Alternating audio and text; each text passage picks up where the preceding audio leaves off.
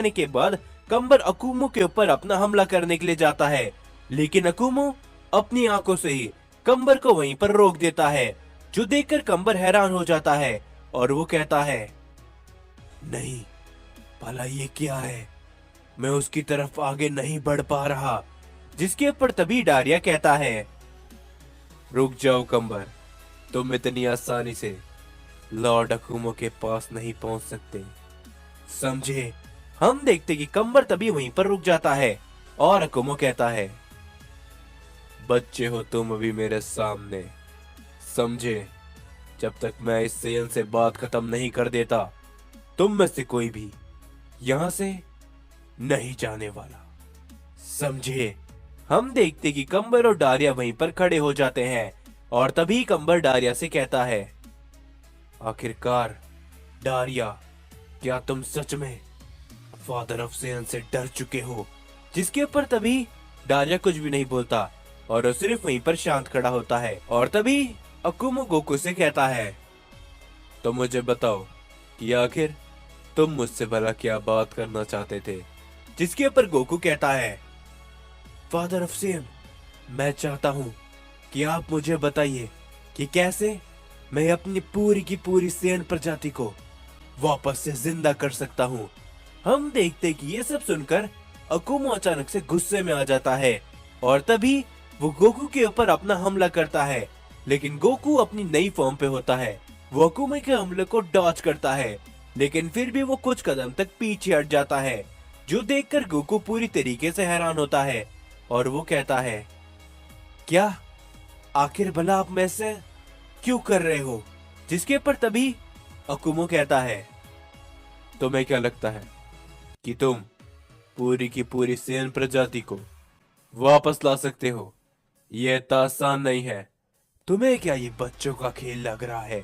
जिसके ऊपर तभी ये सब सुनकर गोकू पूरी तरीके से हैरान होता है और तभी कागुया कहता है, गोकू, मुझे बात करने दो। और तभी अकुमो कहता है, तुम आखिर मुझसे क्या बात करना चाहते हो कागुया, साफ साफ क्यों नहीं कहते। तुम्हें क्या लगता है कि मैं तुम्हारी आवाज, तुम्हारी शक्तियों को महसूस नहीं कर सकता। जिसके ऊपर तभी कागुया कहता है, मुझे माफ करना लॉर्ड अकुमो, लेकिन मैं चाहता हूँ कि आप मुझे अब यहाँ से बाहर निकालिए। मैं और ज्यादा समय तक इस सीएन की बॉडी के अंदर नहीं रह सकता। जिसके ऊपर तभी अकुमो कहता है, क्या, आखिर तुम ये सब क्या कह रहे हो। क्या तुम्हें मालूम भी है कि आने वाले समय के अंदर इस मल्टीवर्स के अंदर क्या होने वाला है।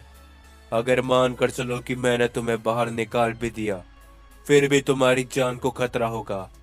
और मैंने तुम्हारे पिता से वादा किया था कि मैं तुम्हें कुछ भी नहीं होने दूंगा, समझे।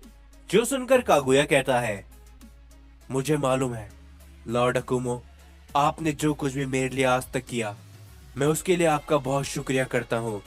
लेकिन बस मैं कायरो के जैसे जिंदगी नहीं जीना चाहता।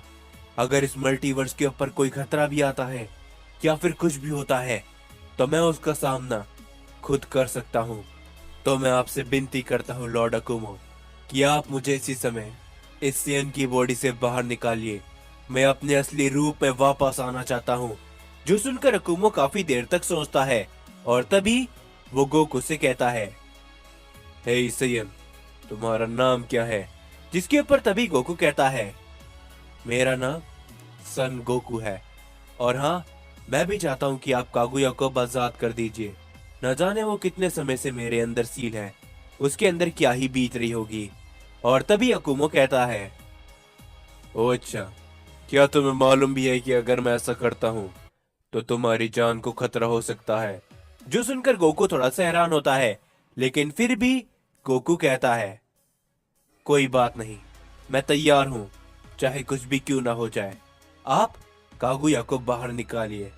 जिसके ऊपर तभी अकुमो कहता है, ठीक है, तो तुम तैयार हो जाओ कागुया, और हाँ, इसमें थोड़ा वक्त लग सकता है। तुम दोनों, मुझे मालूम था कि यहाँ पर ऐसा कुछ होने वाला है। अगर कोई भी हमारे रास्ते में आता है तो तुम दोनों उन्हें रोकोगे। जो सुनकर डारिया कुछ भी नहीं बोलता।